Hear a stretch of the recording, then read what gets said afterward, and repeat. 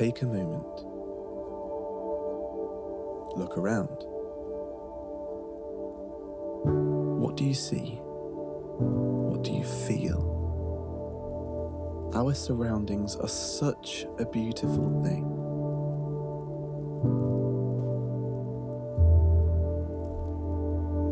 But here's the twist. We see, but do we observe? Do we witness nature's diversity? Welcome inspiration which only comes from our dependence upon each other? Do we rest with friends, allowing the wonder of being in a moment to shape our future? I notice that creation sparks our curiosity to connect on another level, to build together, to emerge into an unknown adventure. Who could we meet? What might we experience? And isn't that what's exciting about life? The mights, the maybes.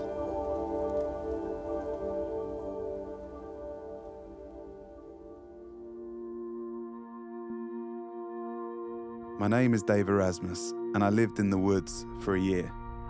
Not every day, but enough to disrupt my world. I called my experience the Corcocreators Project, named after my love of the biodiverse haven in Costa Rica's rainforest. During my 12 months, these woods taught me that I was connected to something deeper, a beauty and intelligence beyond articulation. I invited musicians, artists, makers, and seekers into this wonderland of nature. Together we learned to flow with the seasons and enjoy the Corcocreators state of mind. And then the invites came, from old and new friends, landowners and creatives, people who shared the same values, asking if this state of mind could come into their worlds. I didn't know whether the spirit of Corcocreators could be shared globally, but I wanted to try. We wanted to try. Over 4 weeks in November 2018, we occupied natural spaces in Scotland, France, Spain and England. We cooked together, shared rooms and lifts, stories and tears. Needless to say, none of us knew what was about to happen next. I don't know, I'm not sure. I literally had no idea what to expect. I didn't really know what the event was going to entail. That's a tough one. I had to force myself to stop myself from asking Dave, what's the plan, who's coming, what's the order? And I'm trying to kind of thrive in the uncertainty. It's hard to answer that question because I was really unsure. What's the worst that can happen? Yeah. And so the adventure begins with a question. What does community mean? Yeah, good question. I was very much part of the community, I'd say, because I went to boarding school. I never moved house, so I guess I had community in different ways in different communities where I live. So I always had a very stable base of home life. I've never felt part of a community before. I've always had quite a big family, extended family, and lots of friends, but never part of a community. I'm living now since 1 year in a community house in Brussels. It's amazing. And now it's 7 people, and I want to live with 30 people, 200 people. From Syria, from the background I came from, the community was something very important. So in my neighborhood back in there, everybody knows the other, that's at least, but maybe because it was a closed community, not really cosmopolitan as it is.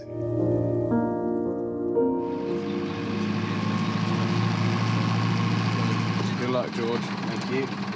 That's a blooming tight gate to get through. That's a classic mini greeting. So casual. What an entrance.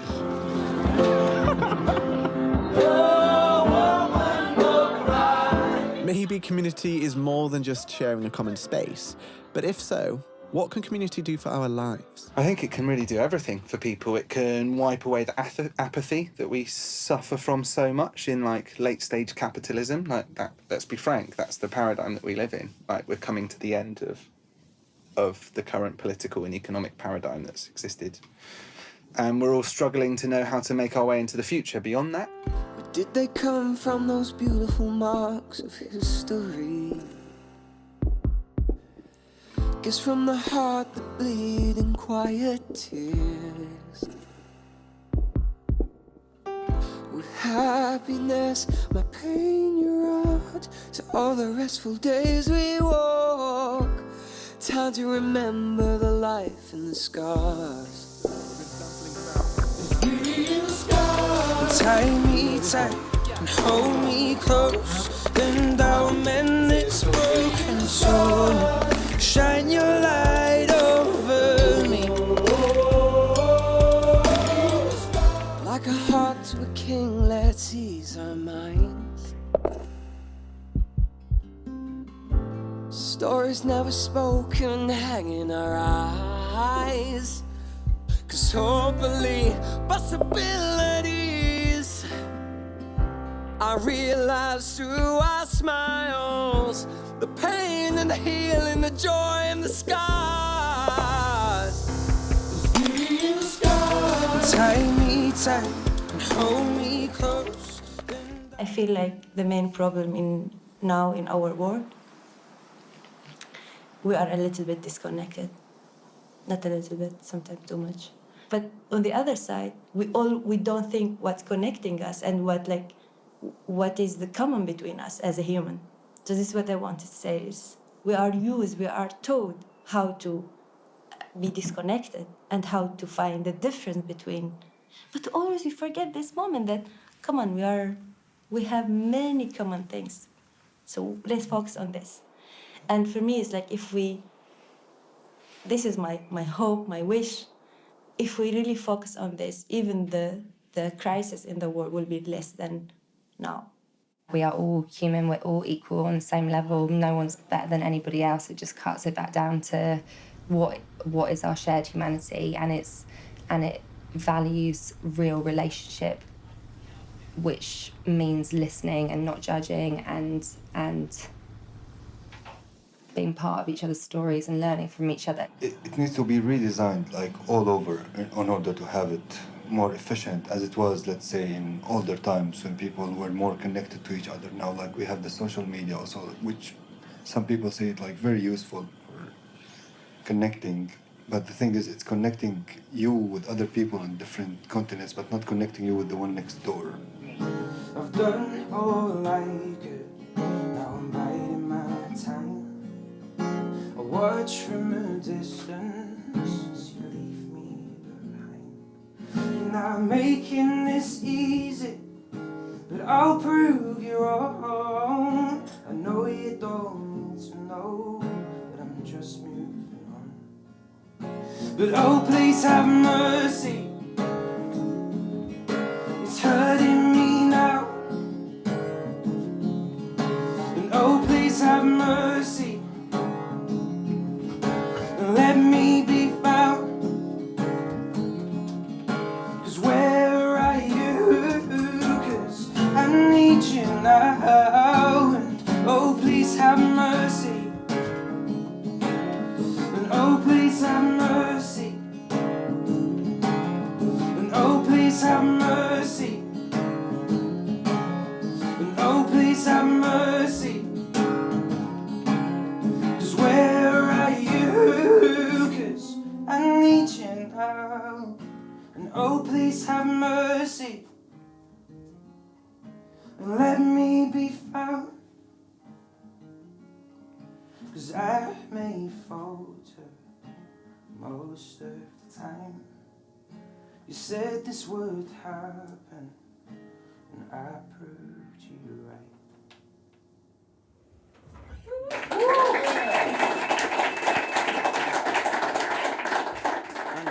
If you didn't know where in the world you were going to be born, what kind of world would you want there to be? And it's just a really simple thought experiment.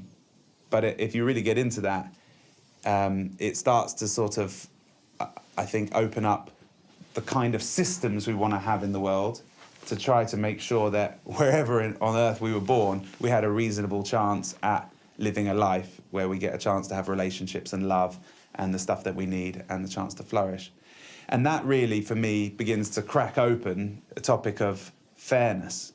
I don't know if I can put it into words very well, but all I can really say is that I know that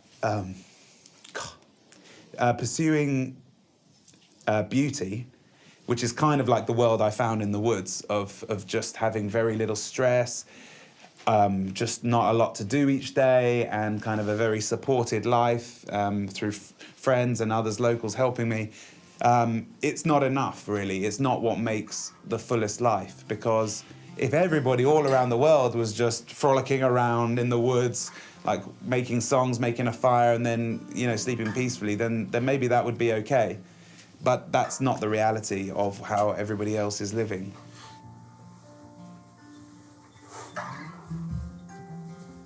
Picture cast each other down the line. Just an image of a moment in time. Sign your life upon its dotted line.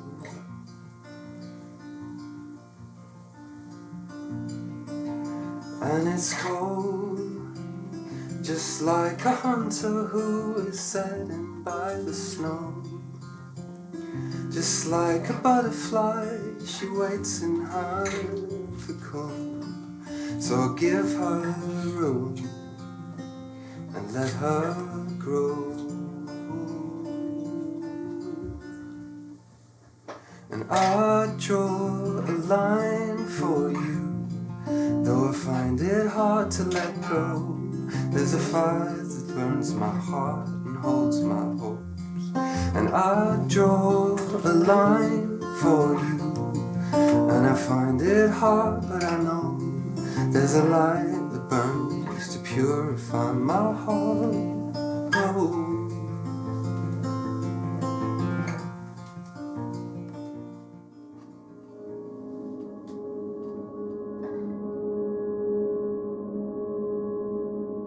My non-fiction stuff, I write about activism, and try and pick up the hidden stories of activism away from the central heroic storylines, and try and find characters that have changed society in ways that we just don't talk about. I went up to the Isle of Lewis, I think just like in 1999. I left that island broken. And it's because I just hung around with a bunch of old, precious individuals whose stories hadn't been told, who didn't care that their stories hadn't been told. Some of their stories had been co-opted, other people had taken their stories and made it their own. And yet there was something about how they lived and how they saw the world around them that exposed the selfishness of my own life and just the egocentric nature of myself. And the best way to describe it was you look at them and they just look like you and me. But then if you go over to them, it's at that moment that you discover the most precious thing that every one of us carries. And yet the way we are encouraged to tell stories is that we lose the power of it. It's only when at this moment, when you feel their embrace on you, that you feel the splinters and the scars and the cuts of their life. The hidden stories of love, of compassion. Maybe it is that they reconfigured their monthly budget and so their kids could have more food than them. Or the teacher at school who stays really late because there's just some kids who just need something a bit more. It's those hidden scars. They're just so beautiful, powerful, and we've all got them. And we all need to figure out how we tell those stories. My mom's always been nomadic, and she moved around a lot. My sister and I went to about 28 different schools. So we've always felt like we didn't have a community. So I think for me, it kind of resonates to my personal need of wanting to be part of a bigger picture. And I think, we do live in quite an individualistic society where we go through a lot of things on our own and we experience things on a very individual level. And I think community is so important because actually a lot of people having the same experiences but in isolation. So for me personally, it's having a place that people can come to and they feel safe in, and I feel safe in here. So I'm hoping that by opening the door to others, kind of like, hi guys, welcome, you're home, and that I can connect. At the end of the day, in a way, it's a little bit selfish. I'm searching for community, and I know that a lot of other people are. In the spirit of kind of short fragments, this is something definitely sort of unfinished, but it's just a very short piece about finding the right language. And this came, again, from another conversation in LaSalle, and someone that joined Jess in the project out there, we were sort of chatting over breakfast, and he was talking about building a community. And I challenged him and said, I don't know if that's the right metaphor, but about growing a community. And it was a good conversation, because he kind of said, well, build, grow, whatever. And I thought, well, actually, it is important, how we think about that, because a community is not made of interchangeable pieces like bricks. If a brick is missing, you just plug another one in. Something that's grown is much more complex and interconnected, and it starts from somewhere. There's something to germinate. So just like this. Mind and replace. Find and replace. Brain with mind. I need to remind you, you say it all the time. Brain's but an organ, but mind is my life. Life of the mind. Depth and height. Sound, smell, sight. Touch in the night. Undiscovered senses, they're all mind-centered. Find and replace. On with in.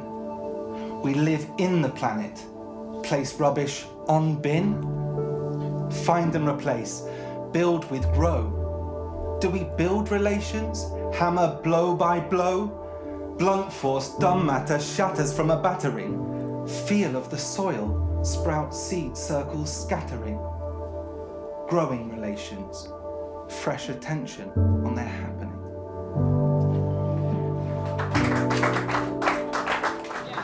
See you later, Team Scotland. And so, after a precious time in Scotland, some friends go home, and others join up as we head off to a chateau in France. Community has a heartbeat, values, and that adventure has only just begun. I think what I've seen people go through here is just getting to know themselves better and relaxing, and not in the finding a hammock somewhere and relaxing, but actually relaxing, taking all of the masks off, all of the, the armor that you carry around in the city. We set up our lives in such a way that they go like this, and one thing has to lead to another, but actually does it. Coming away from all that gives you perspective. The one thing I'm going to start with, and the thing I want to finish with, and I don't want you to get confused with anything else that's said by me or shared by anybody else the whole day, is that this is ultimately about friendship. Even very successful people, very articulate or highly skilled in their creative expression, maybe even very wealthy, are crying out for community, are crying out for the kind of relationships that go beyond the doing of life, the meaty-greety networking, the kind of transactional kind of way of living that I think modern society offers us. There's not many things I remember. I blame that I'm getting high, but the things I do remember don't tear me up inside, 'cause I know you were invited. There was no gun held at my head, but there was something so criminal about a Christmas day like that. Took a whole lot of healing, a lot of forgiveness. Took a whole lot of healing, a lot of forgiveness.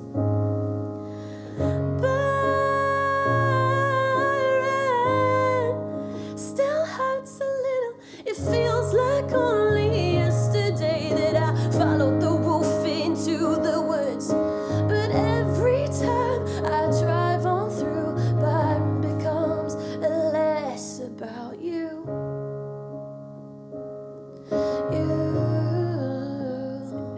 There's a story of Sherlock Holmes and Dr. Watson, and Holmes has just solved this awesome case, and Watson is trying to figure out a way of writing it to get it into the Times, and Holmes is not giving away any clues at all.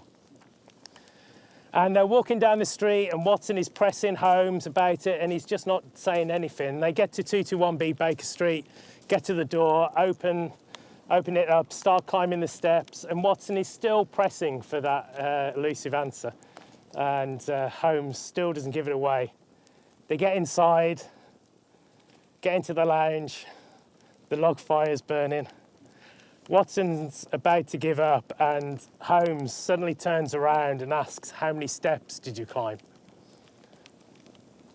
And Watson is a bit confused. So what's that got to do with solving this case? And Holmes says, "That's exactly how I solved the case." He says, "How many years have you been living in this apartment and climbed those steps?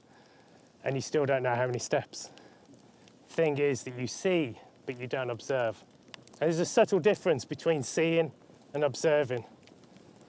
If I reflected back to myself, I see a lot. The way I digest news, the way I kind of scan around here, all the stereotypes that I've got in my head right now.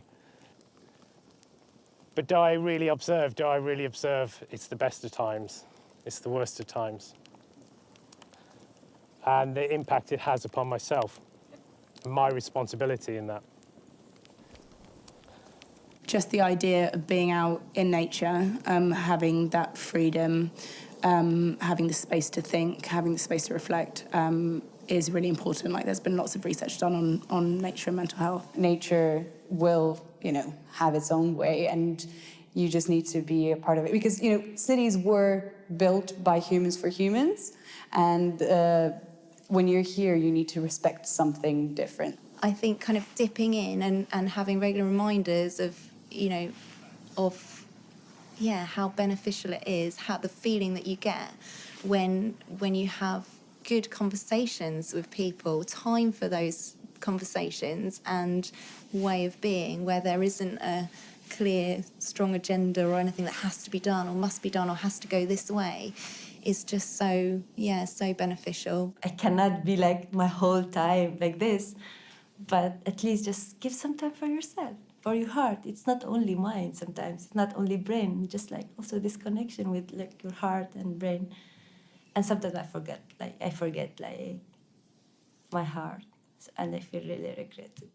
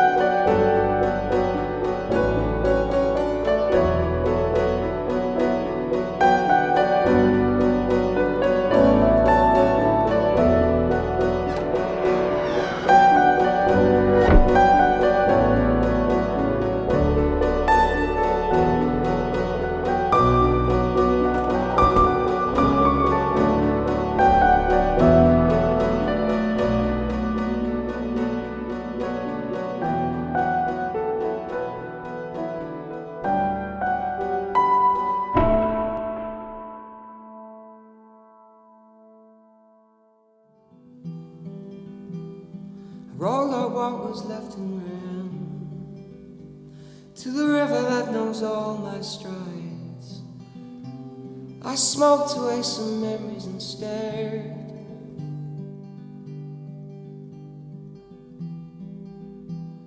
The moment's come to say goodbye. My water's edge in church bell chimes, and the ripples whispered out to me and said, wherever you may go, whatever you may do, I'll always be. Whoever you may see, however you may fly, I'm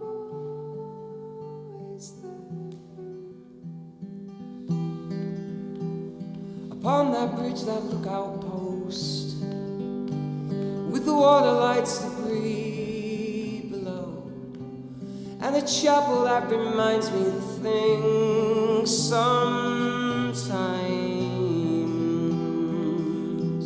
Yet thankfully I wonder more as the current takes my stock to shore. It seems I'm always taking the long way home, 'cause wherever you may go, whatever you may do, I'll always be.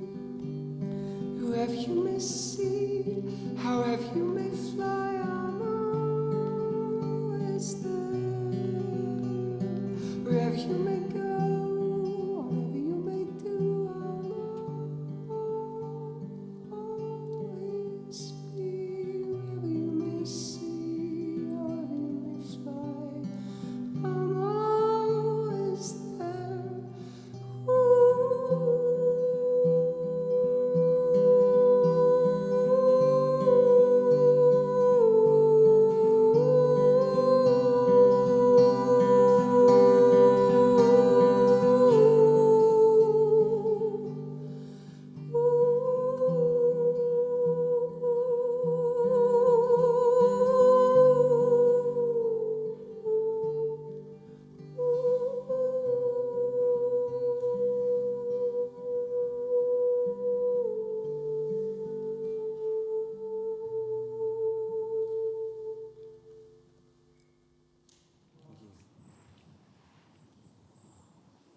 I think when you get into nature and build a love for it and then do it with other people, the ideas start flowing, the creativity starts coming, and we can each decide how small or how big a part we want this world to play in our lives, whether it's 1 hour a week going for a walk with no phone, whether you build some pallet furniture in your garden with your kid or with your best mate, or whether you end up living fully off-grid at somewhere like LaSalle or somewhere like this in the woods. I sure as hell know that you don't come up with good ideas about living differently when you're sat in a flat in London doing your normal 9 to 5.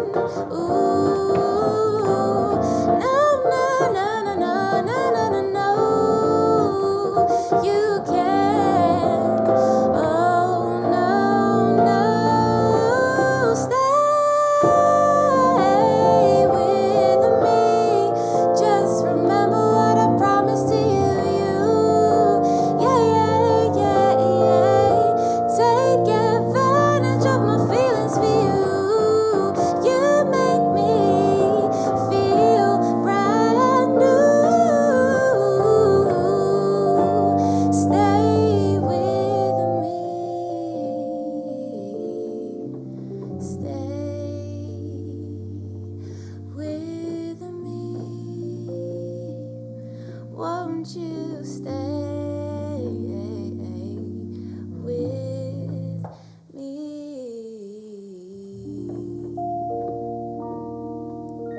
Thanks.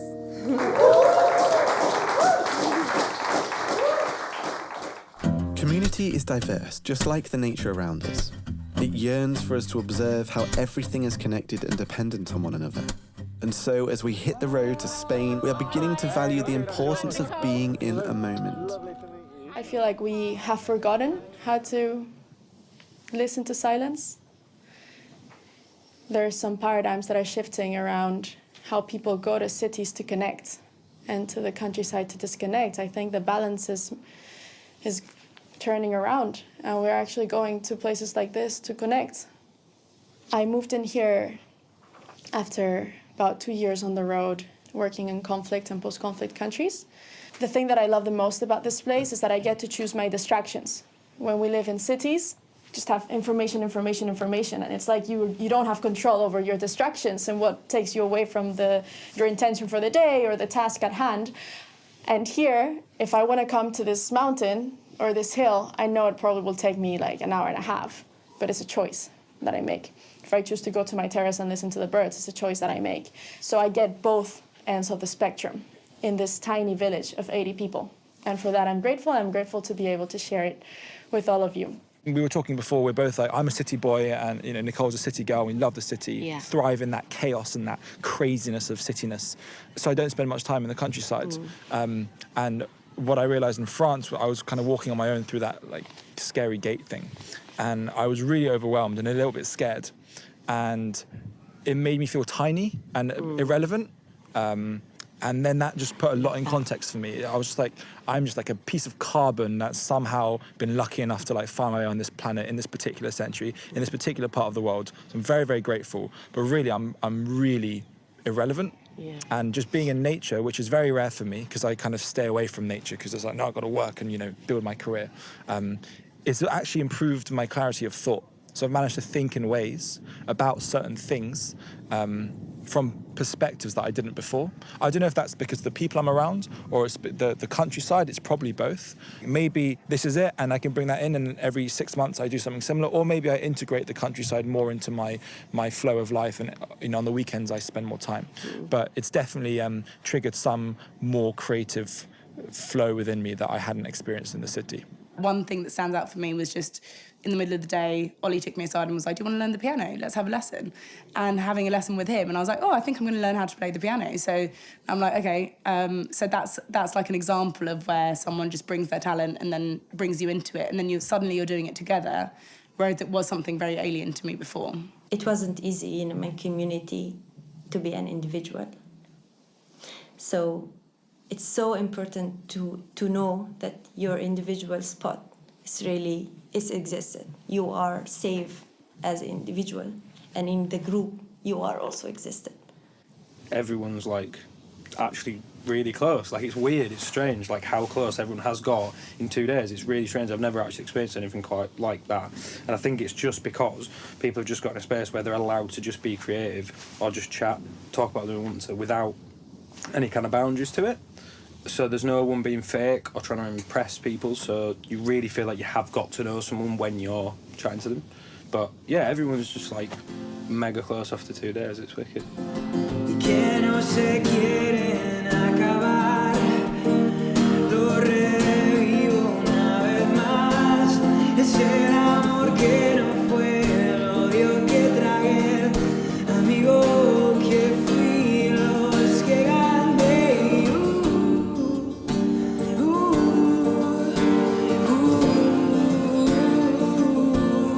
Cuando perdí la fe y la recuperé, lo viví todo y lo olvidé.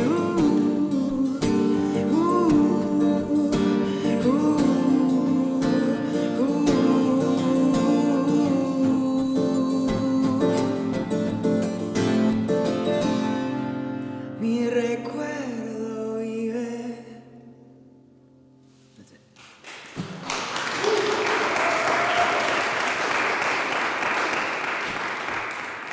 In this process of bringing people here, in the process of also thinking how could we grow this village, or where could I go and live with my people, I hope I can contribute to this way of living that takes us back to the collective. And now we're trying to figure out as a collective species, what do we sacrifice on the individual side in order to go back to the collective without it being too hard. It will evolve. So what we'd say here now will be different in 2 years' time. The journey will be very different. I really liked when Virginia was talking about the space and her village and access to a building that people can then start to build up to keep her community thriving. Can you imagine if what was talked about today in 2 years' time, it is an eventuality? I echo those thoughts. For me, it's not, Corcovado is not like a way of life yet. It's more getting interesting, curious people together to forge the friendships, to create the connections and to plant the seeds for some cool shit that's going to be happening. This is very needed in future communities and our communities in big cities. Maybe we cannot change everything into this thing, but we can have some spaces like that and see what will happen.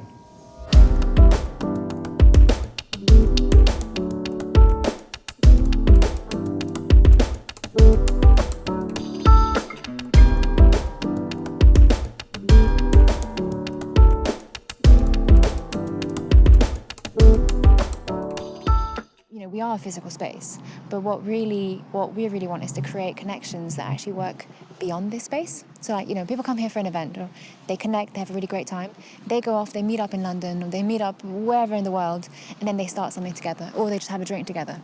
We really want to plant those seeds so that it doesn't just become about this, it becomes about a wider network. When people understand this project, they have to go into the city and start showing people, their friends network, how different life is. There's some people that get it, and there's some people that don't. Don't worry about the ones that don't. It's just need to harp on that. Just find the ones that you have a connection with and make you feel good, and start to understand those feelings, because those are the people that you can do stuff with.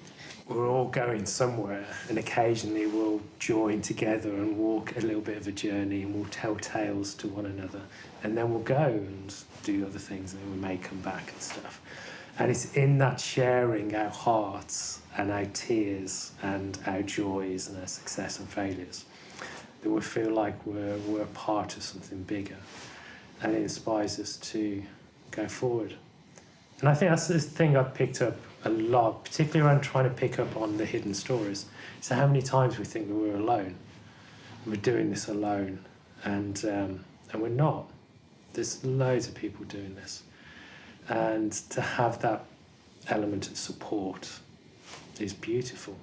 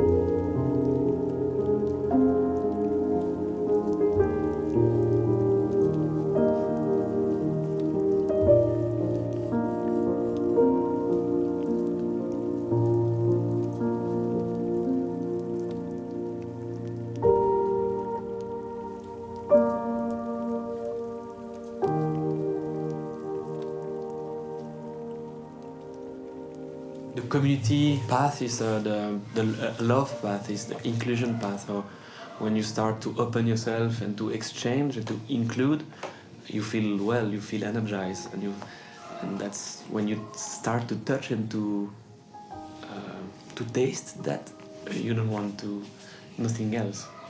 I believe this blind dependence we have on the system, like in our lives, is preventing us or making us blind or not seeing the other people around us, or like trying to take care of them, or like let them take care of us, or in any way or another. And that's what making us so isolated. So I don't know like what we can do, but we should care more. It's still kind of an open experiment, I think, and it's still about finding a way of connecting communities that cherish creativity and values before sort of material success. And I think I got that before, and that hasn't changed, but I've seen it in action now, and I'm really impressed and really excited. Mainly just take away just how nice it was to connect with a group of people that I didn't know. It's nice to remind yourself that that's doable, because I think you do forget that. I think it might have been Jodie who said, like, we're all, what made her like remember this weekend was we're all really similar. And coming to something like this, that really kind of reinstates that, like, we're all really similar. Like, even though people seem miles apart, we're not. People will necessarily get it until they've been in it, but it's definitely sort of the mind over matter scenario that they can definitely take away into the real world. It's been an unforgettable experience that has changed me completely. I'm not alone, and many other people, when they feel, I just want to tell them, like, you are not alone. And I'm talking with myself again. Like, of course, when I come back, I would say, go back to, busy life. And like, just I wrote to myself that I'm not alone. And whenever I feel, or to every human, whenever you feel like you are alone, just look around you. You will find something. You will find somebody and something. Yeah, sorry, it just, it's very nice moments, really. I'm so grateful.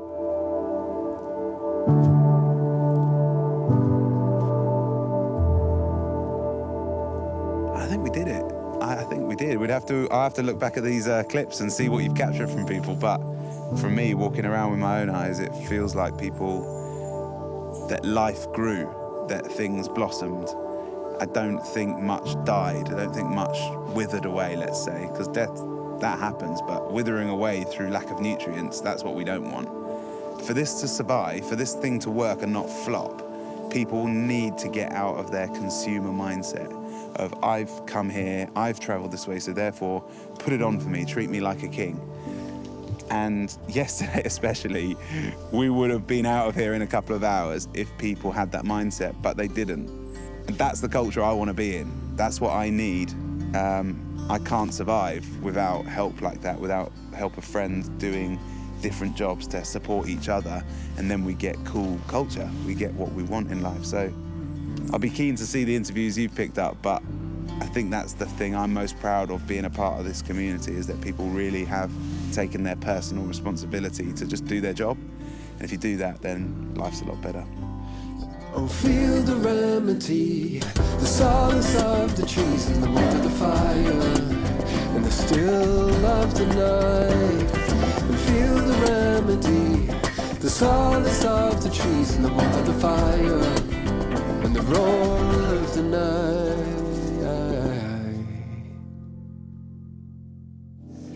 Just like Corcovado, I guess, has been the song of one of the maybe the biggest soundtrack, I guess, to the tour, in a way, for obvious reasons.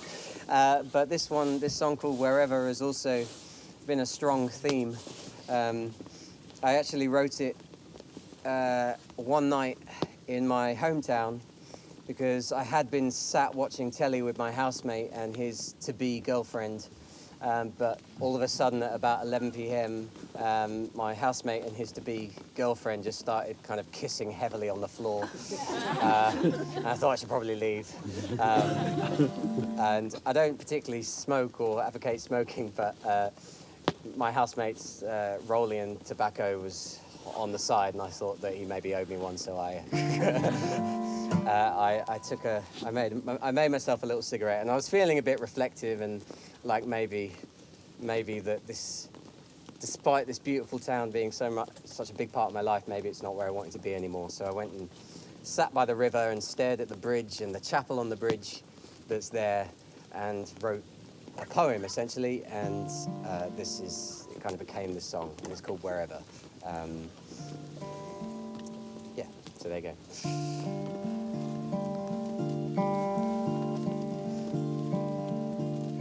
I rolled up what was left and ran to the river that knows all my strides. I smoked away some memories and stared.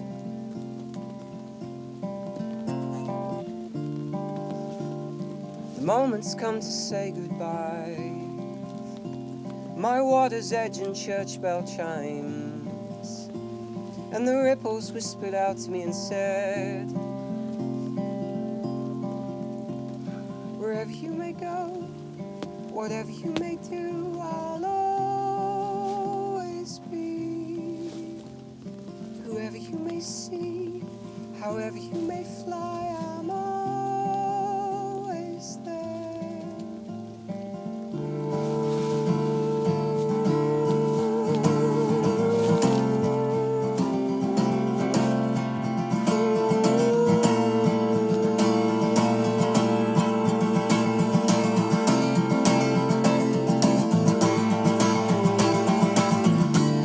Wherever